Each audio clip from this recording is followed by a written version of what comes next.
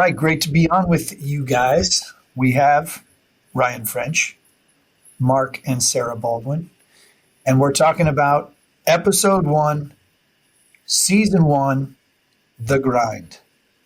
It's out, guys. It's happening after all the pomp and circumstance and the lead up and the chit chat and the videoing and the chasing and it's out in the wild. It's kind of an exciting thing. Your first impressions, Mark, are worth the wait.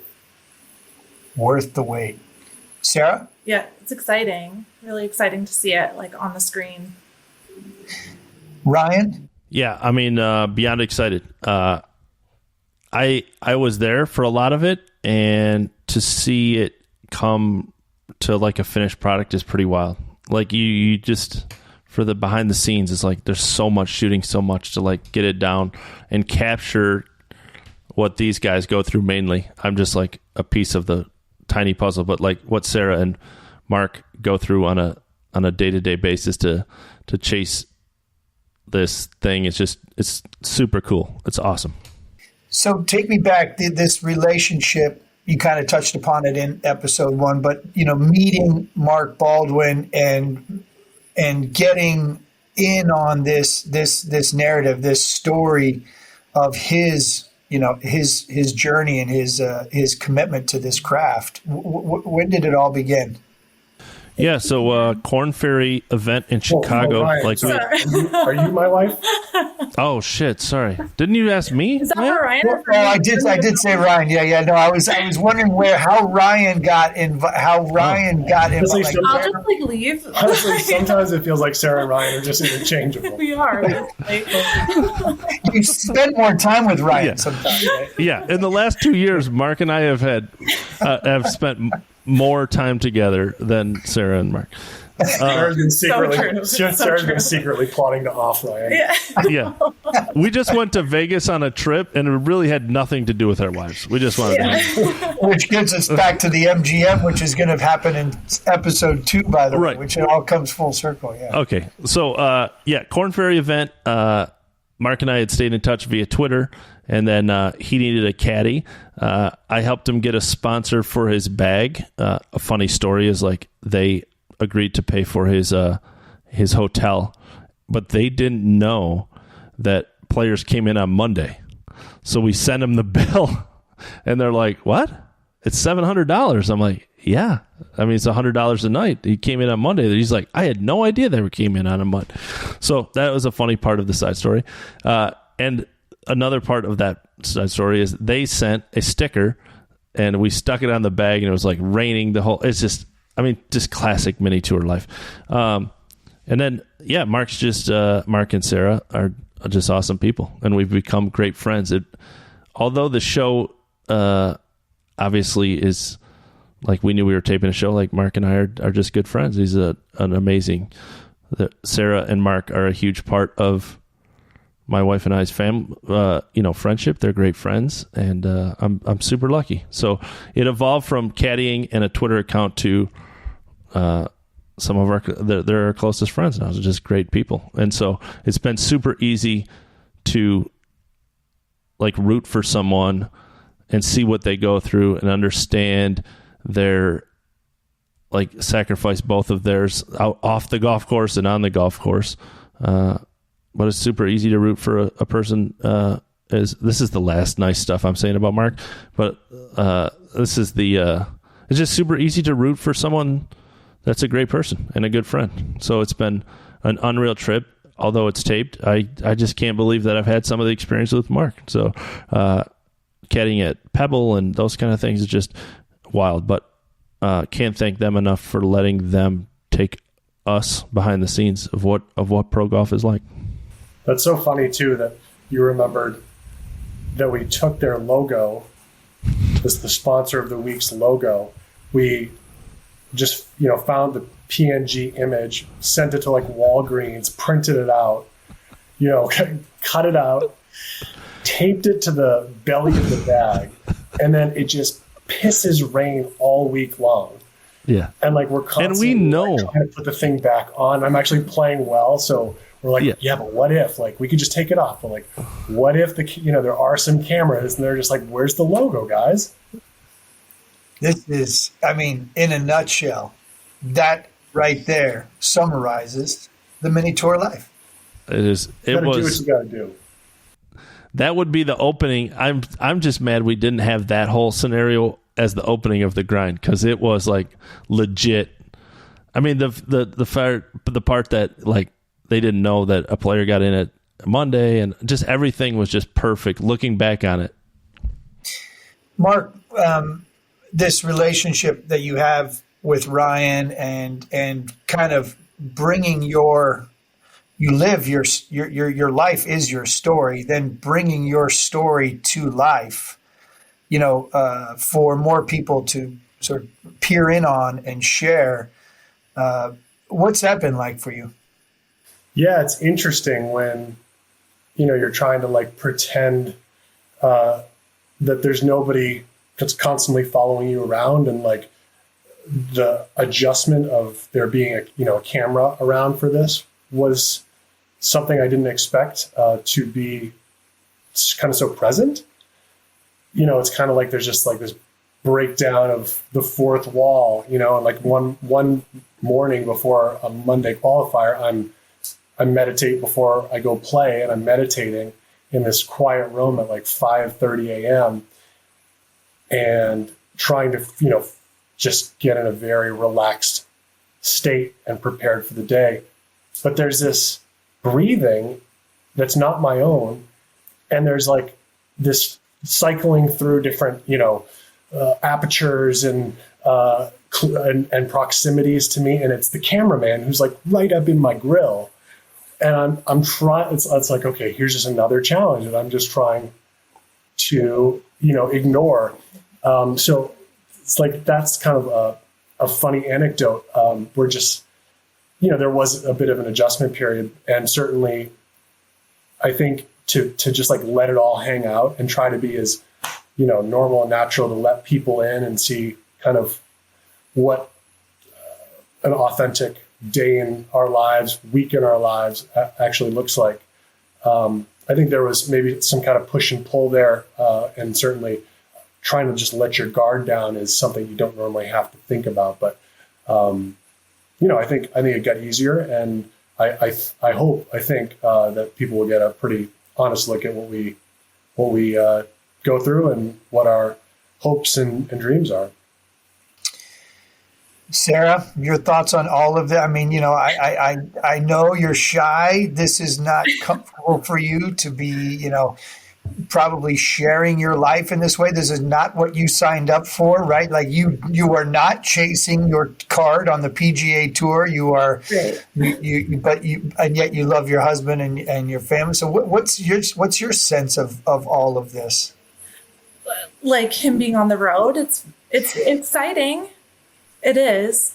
What about just sharing so many sort of intimate details of your life and the relationship that you have with your husband as he's out, chasing his dreams, and you're home taking care of Miles? Yeah, I know. Did you know what I signed you up for?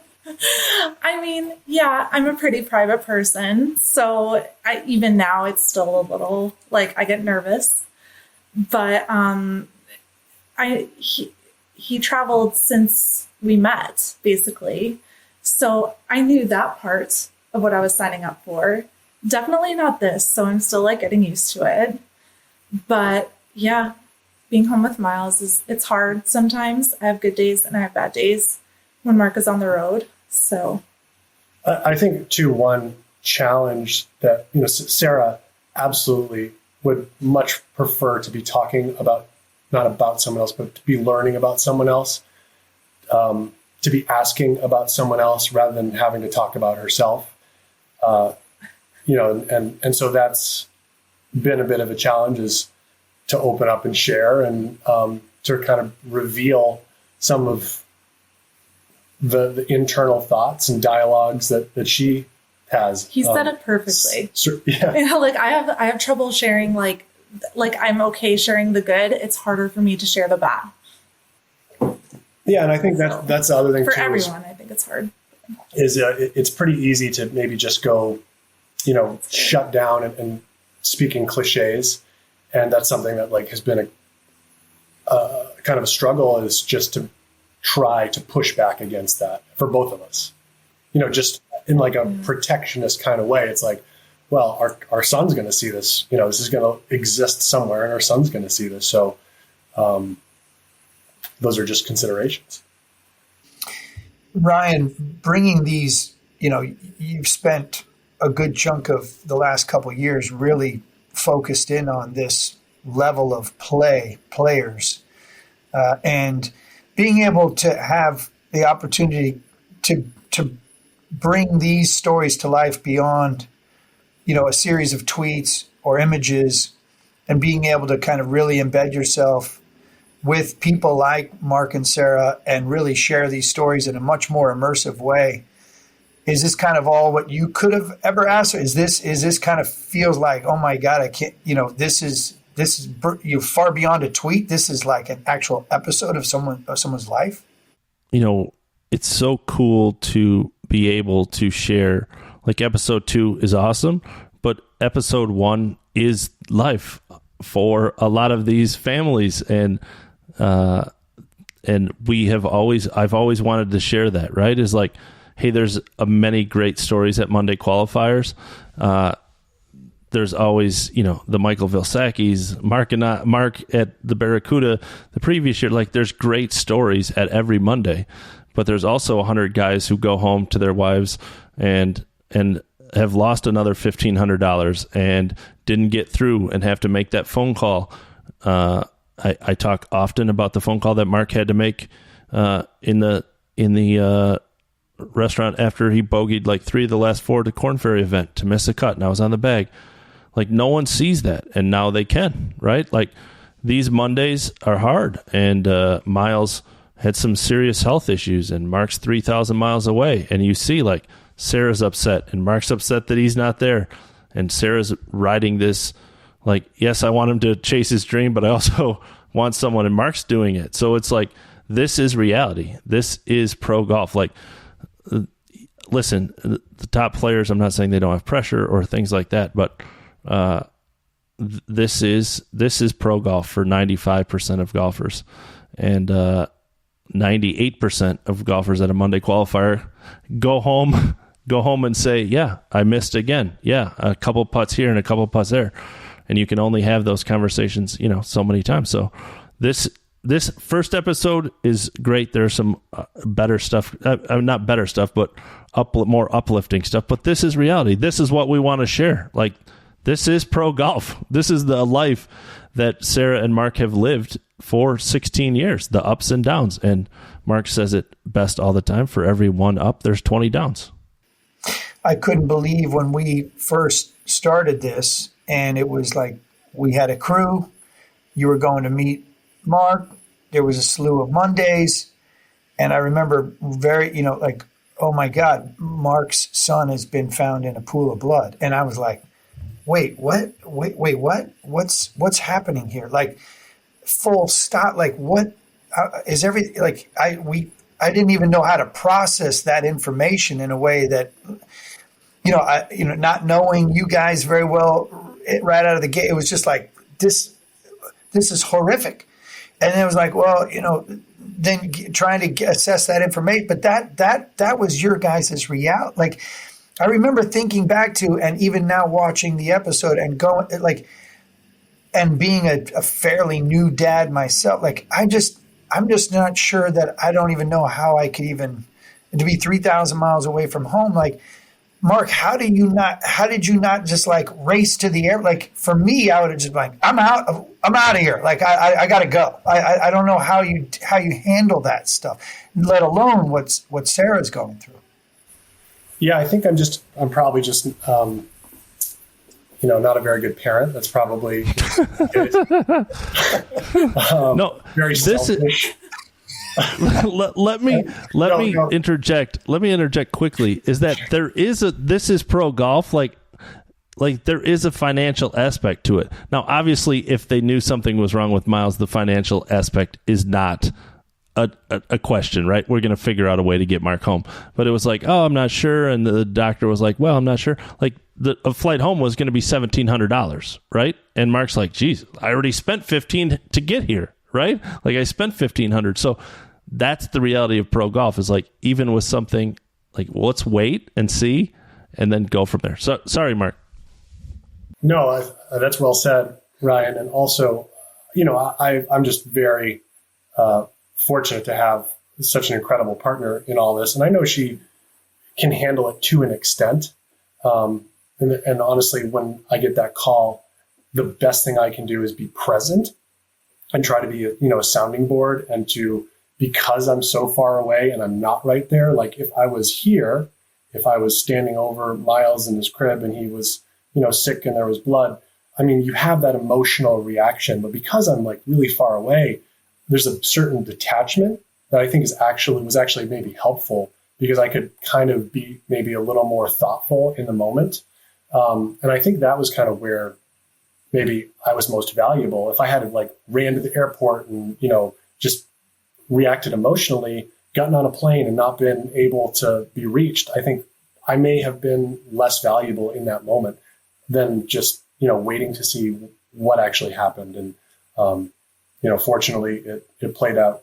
And she did have a great handle on it. And, she's an incredible mom. And I mean, all women, when they're new parents, they are so tested in a way that, nobody in a class can tell you about. And you can only anticipate to a certain degree, but she really went through a lot, and I knew that she could handle whatever was coming.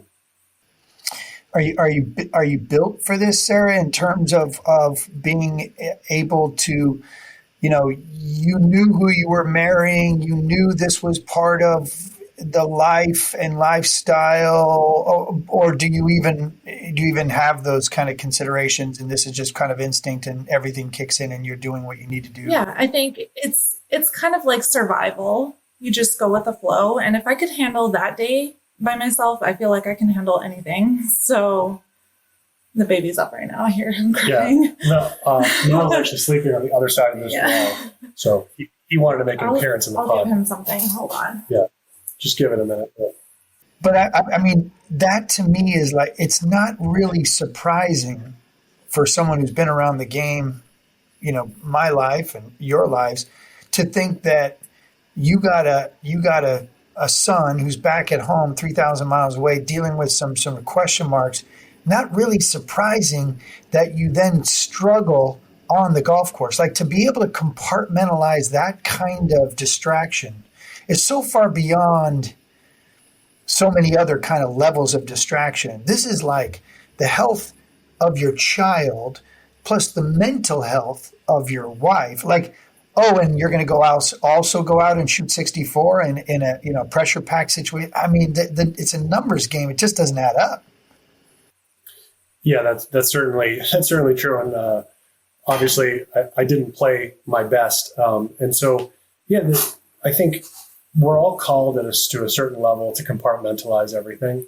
But it was really, there weren't many choices in the moment. And certainly when we got the news back, Sarah went to urgent care, and we got the news back that, the doctor there didn't think that it was anything immediately life-threatening. And so, then I have to make the decision, well, do I come home and am I there for support and just skip the rest of this? I think it gave me, we were on maybe the 11th or 12th hole in the practice round when Sarah got the word from the doctor at urgent care that, there wasn't anything at least immediately threatening that the doctor saw. And so, I mean, really what could I do at that point? But I had a flight the next night after the Monday anyway. So, if something else came up, then maybe I altered the plans. But at that moment, I just continue on with the plan. And, I think we ever faced a challenge like this specifically. But certainly we've faced other challenges, and Sarah's always handled everything with a lot of strength and a lot of grace and a lot of intelligence. And so, I just had a lot of trust in her, and I think that gave me peace of mind to at least be in a mental state where I could have potentially competed well. Sarah, the watching the episode back and going and kind of almost like reliving all of that, is that really hard? Like what's your sense of like sort of recapping your life in that way? Yeah, it was pretty stressful with Miles being sick. If that didn't happen, I think it would have been fine. But it's just like, what do you do when you look at your kid and they wake up in blood? It's terrifying. And the end result, hand, foot, and mouth, like that's what, that's what caused that, just to kind of end that whole, for anybody who has questions to wonder, like, what did happen? It was hand, foot, mouth, and that's what caused that? Or like, we're not entirely sure. Our pediatrician did say that he had hand, foot, and mouth before that happened. But then when I took him into urgent care, the doctor said that he might have bit like his tongue or his cheek and swallowed a bunch of blood and then threw it up. But yeah, that was her best guess. So, and this whole ordeal actually plays out, behind the scenes, and a lot of what isn't seen in the episode that I didn't practice much in between the Mondays that you see in the episode. One night we actually were in the ER. It's totally separate from the urgent care incident. We waited for probably 5 to 6 hours before we were seen by anyone. And Sarah was admitted and got a bed and everything. And it's kind of a funny story, actually. Funny as something like that can be. But, he sounds funny, Mark. Yeah, I was like, no, it wasn't funny. Hilarious so far. He wouldn't drink. He couldn't keep anything in his body, and he wouldn't take any liquids. And so we had to, get him an IV at the very least. And so, we took him to the ER. Our pediatrician said, you got to get him in there right away. And of course, ERs have excessive wait times, especially in the last couple of years, especially. Yeah, so we were in there for a while, but it was so jam packed. And this is like Phoenix Children's Hospital, and it's just overflowing with people, and just so many really sad cases. And we actually didn't wait in the waiting room. We waited in the car. So it was overnight. While we were there overnight, just waiting in the car until I kept going back and going in to see when we could actually get a room. And eventually we did. And so, Sarah gets a bed, and then the whole IV incident happens, and I'll let Sarah take the story from there. Like what part? The nurse, and the... Oh, yeah. So it's been a long night. He's been in and out of sleep. And he had 4 or 5 nurses try to find a vein because he was so dehydrated. It kept popping out or whatever. So hilarious story so far, right, guys? I mean, you're laughing, right? Full Netflix moment. No, this. So he had the IV in. He's awake. And he looks at the nurse and he starts crying, and he lifts up his hands like this, like, what have you done to me? And she's like, out of sight, out of mind. And she put his little hand underneath the blanket, and he stopped crying. He was fine. He went back to sleep. It's Ryan.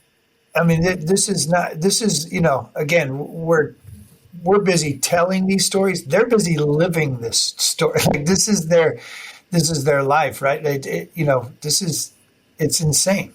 Yeah, I mean, that stretch of Mondays was very much Wednesday. Miles just had a run of bad health, and every Wednesday was like, yeah, dude, I have practice. I'm not sure if I'm going to go to the Monday. And then Saturday was like, yeah, still not sure. I'll call you before you go to the airport. And then, I'd be headed to the airport Saturday night or Sunday morning, and he would be like, yeah, I'm getting on, or and Miles is doing better, so I'll go. And then we would get there Sunday morning, and it would be like, man, I haven't played. But that's pro golf. You continue to bet on yourself, right? Mark had to take advantage of those 4 Mondays. It's there's so many variables. He had lost his status, so these were the 4 qualifiers that he could skip the pre-qualifier. And it's just one Monday can change your life and their lives. And so you, against the odds, you continue to bet on yourself. So every Sunday or every Saturday night, Mark would get on the plane, and Sarah would be like, again, behind the scenes, you see these wives that are like, yeah, it's okay. I'm going to handle it. Get on the plane. And so Mark would get on the plane, and then, back to the compartmentalizing. How locked in was he? Like, you can't be locked in.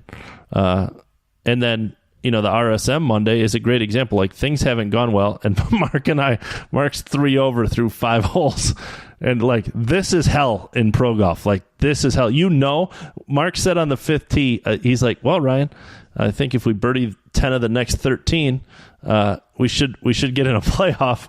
And as he's standing over the ball, he pulls the club. He goes, what part of my game have you seen so far that makes you think I'm going to make 10 birdies in 13 holes? And I was like, none.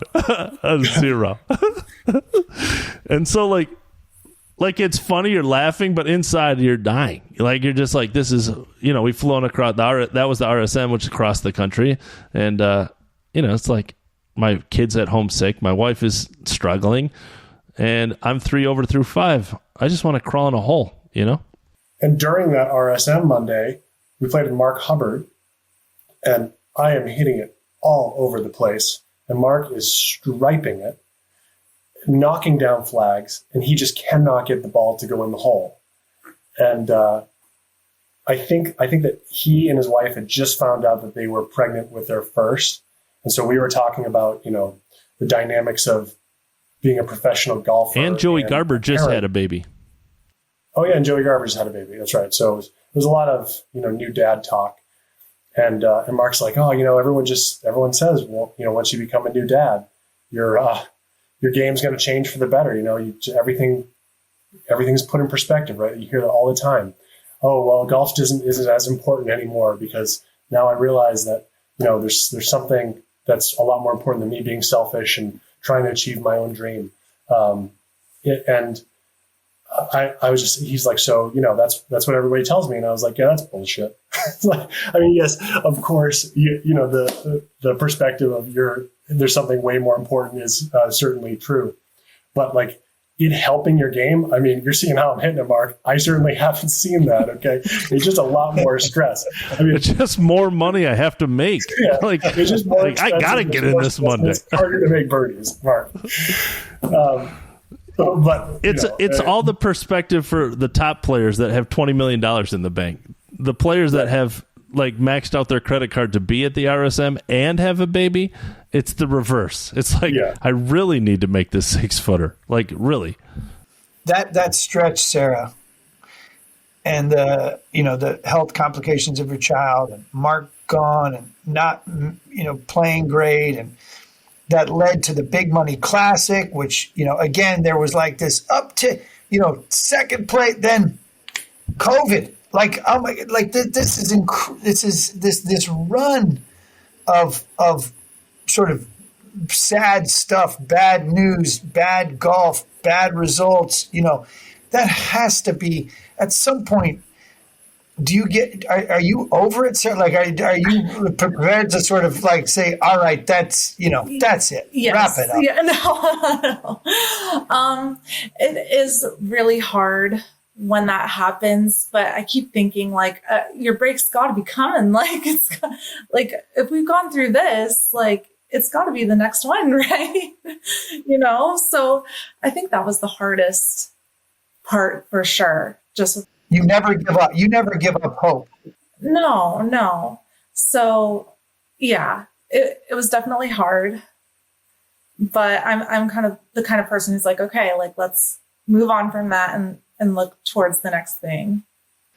It's incredible because, again, just when it looked like you guys are all together, you're having a little holiday, kids are running around. There's some healthy kids now, and you got good weather, and there's some happiness, and the putt went in the practice round, all excited. And then Mark was now, in hindsight, it wouldn't have mattered, but Mark, of all the times I've caddied for Mark, not joking, including maybe close the first 3, the round at Spyglass, but Mark played a practice round, and like, you don't say it outwardly. We said it a little bit for the show, but like, he played the practice round. It was like he was striping it, and I was like, oh, it's on. Like, I use the Graham DeLette quote all the time. He's like, the reality is that for the non-top players in the world, there's like 5 times a year that you're playing your best. And you just hope you're playing a tournament, right? And it was like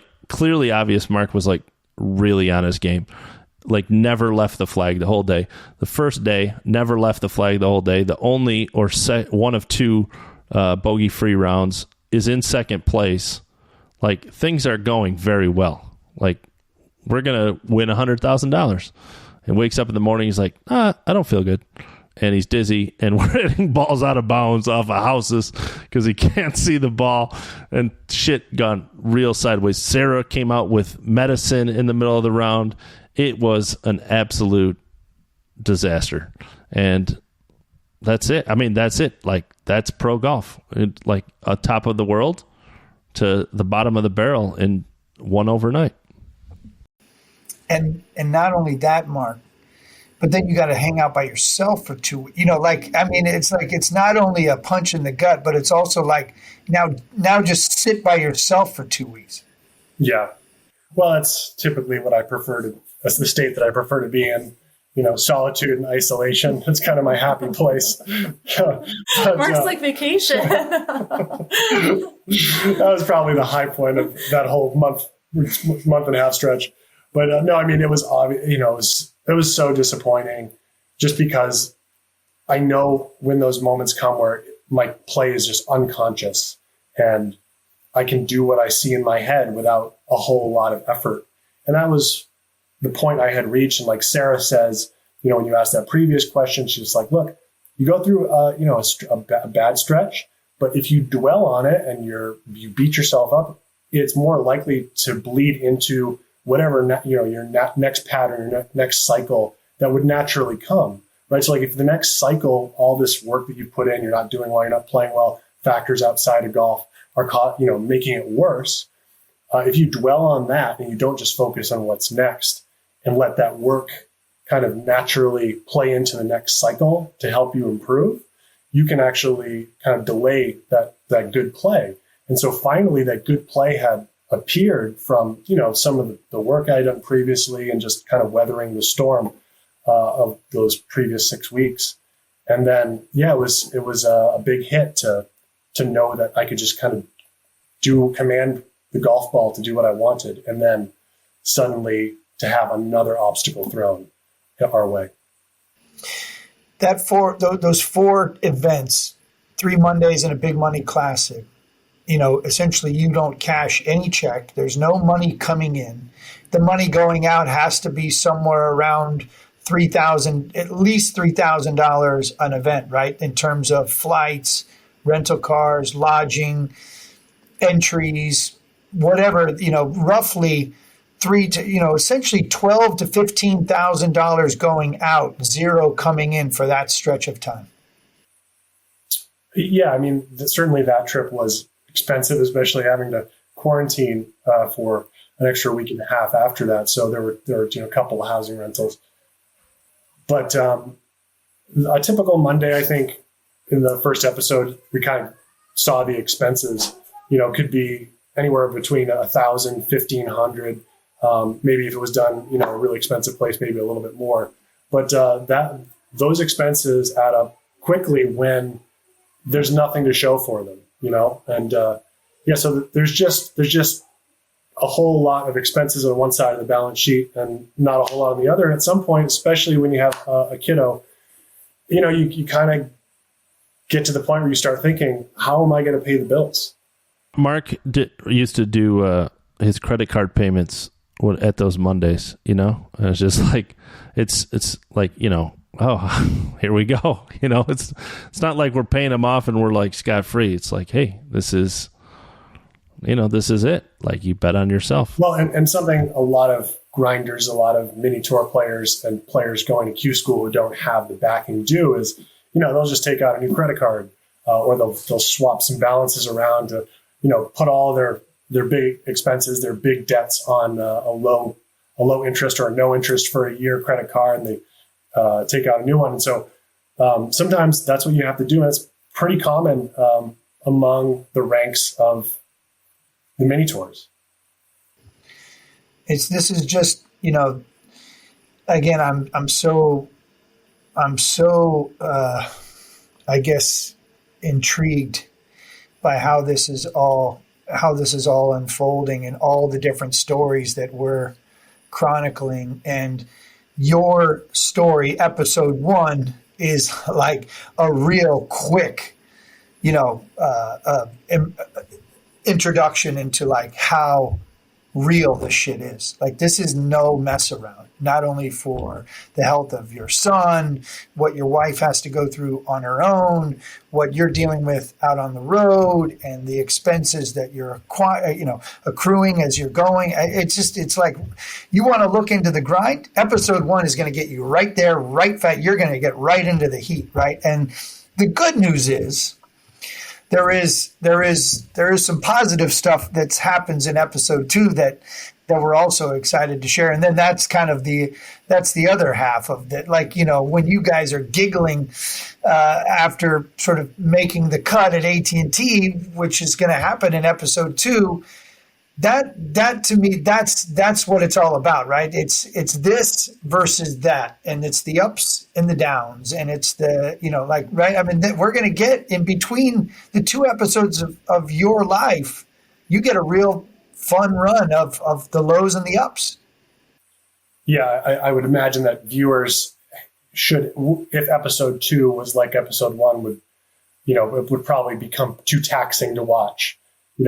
And I certainly wouldn't. I don't think I'd make any fans in the financial decisions department, especially chiefly among them my wife. But yeah, I think that's it. Is you go through stretches, and this is true of really anybody in golf and professional golf, or any golfers in general. Like, you go through stretches of where it's just really hard, and no matter what you do, no matter who you see, no matter what advice you get, it just doesn't work. And then one day, all of a sudden, it clicks, and it makes all of the struggles leading up to it worthwhile. The payoff, the juice is worth the squeeze, and that payoff is what you've been building to.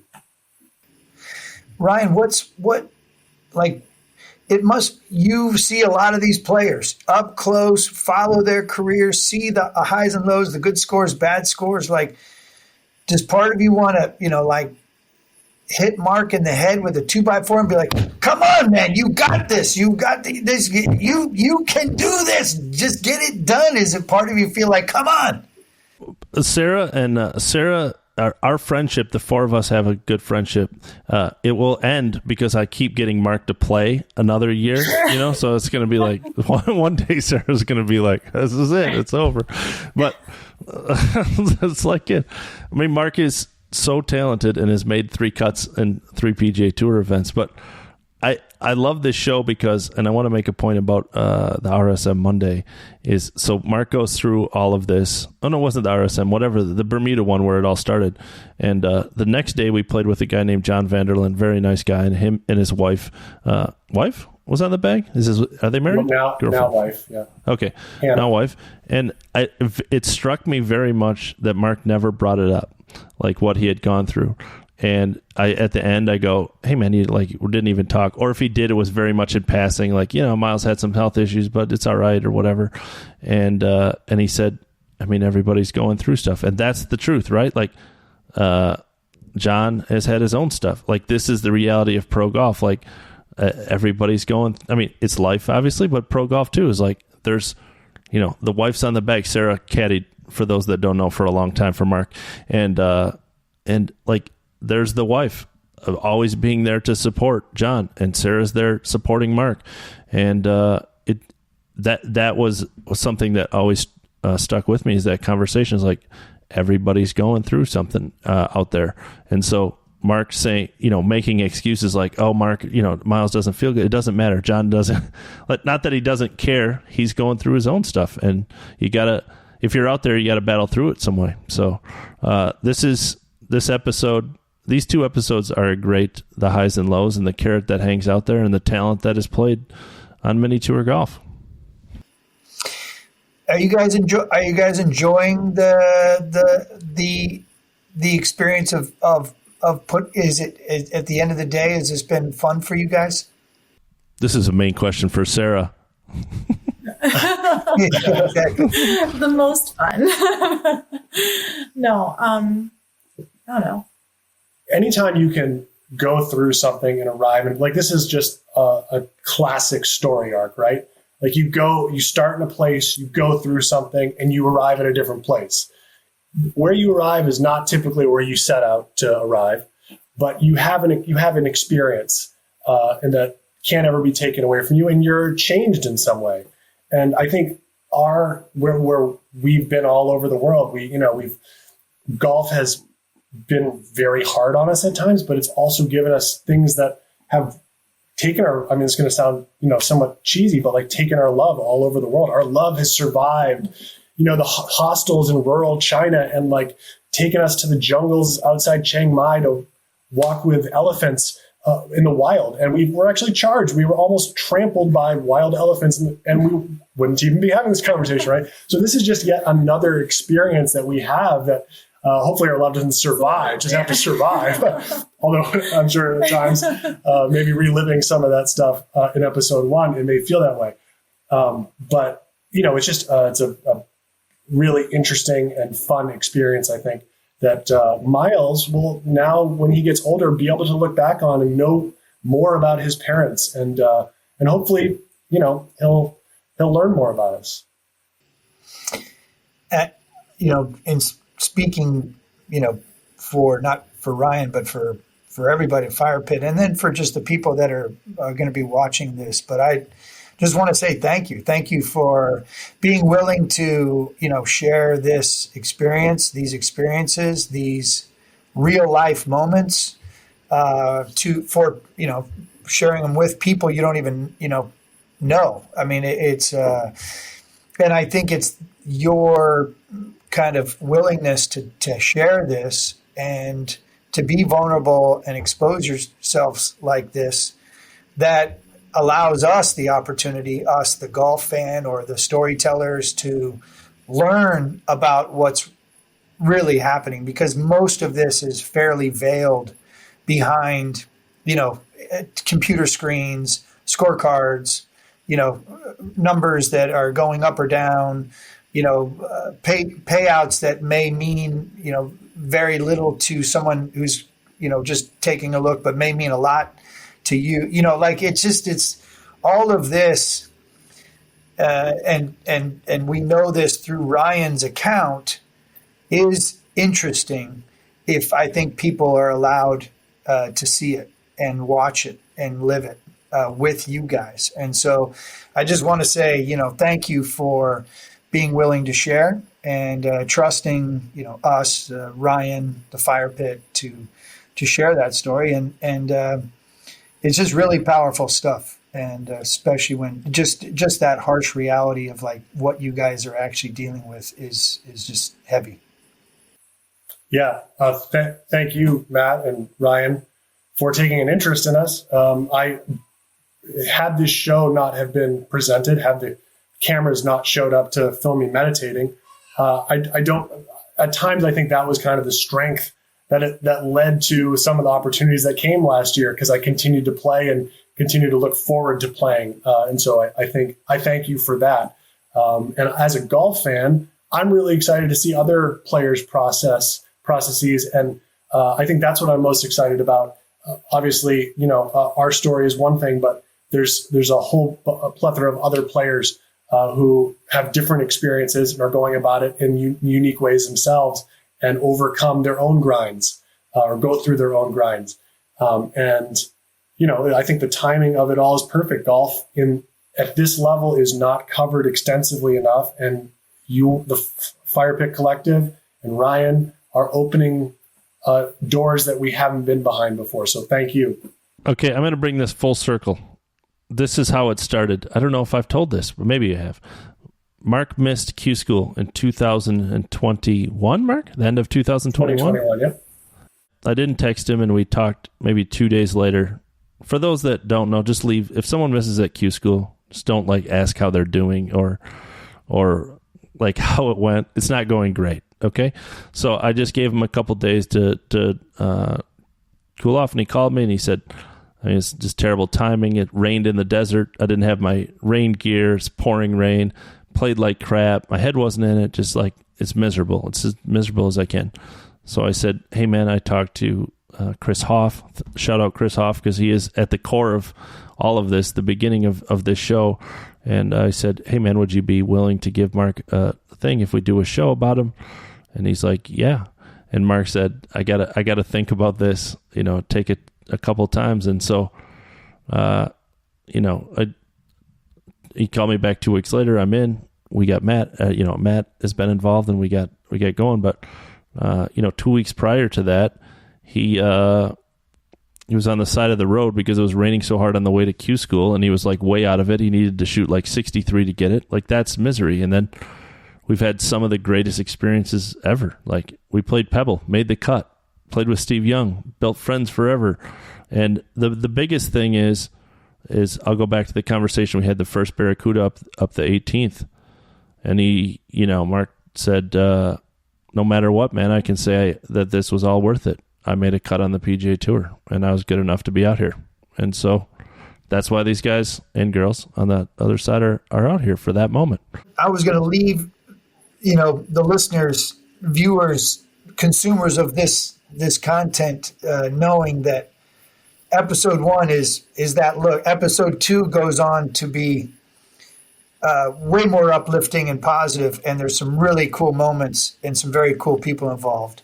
Ben Rector, Peter Jacobson, Fluff for Ryan, his idol, and Steve Young, AT&T, Pebble Beach, bogey-free rounds at Spyglass, birdieing 4 out of the last 5 holes at MPCC. I mean, really special stuff. So on that note, this concludes this podcast as we gear up for and wait for what will be episode 2 and the next podcast. Mark, final words.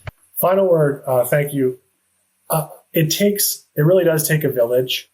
And up until I met Ryan and connected with Fire Pit Collective, you hear pro golfers talk about their teams. I mean, all athletes have teams around them. And this right here, my beautiful wife and I, and her family and my family essentially were my team for the longest time up until that point. And there's my favorite novel, Shantram. There's the lead character ends up in a slum in Bombay, and he's on the run from the law, and he feels deeply guilty for his sins of the past. And someone who has nothing comes and offers him meals and basically a way to survive, and he can't accept it. He says, why are you doing this? And they say, because if other people didn't do this for us, we couldn't survive.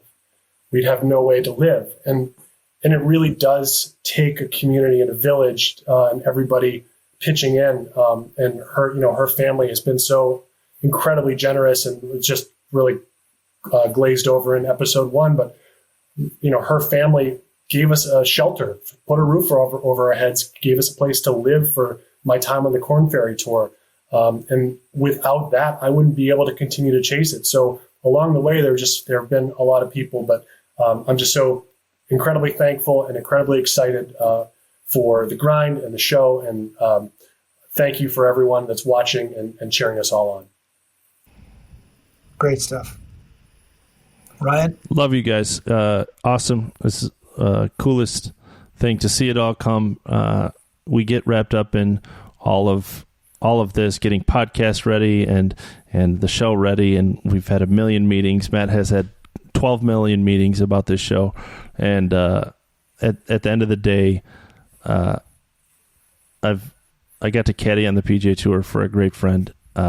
It's to see it come to this and give people behind the scenes of what pro golf is like is pretty effing cool.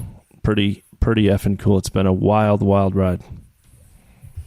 Sarah, thank you. I know this is not your ideal way to spend a Friday afternoon, but we appreciate you and all that you've done to make all this Honestly, possible. Thank you guys as well. Like, this opportunity, although it's like scary to be in front of the camera and share my life, it has been really cool, and we've met really cool people, and Ryan and your family have been amazing. So it's been good.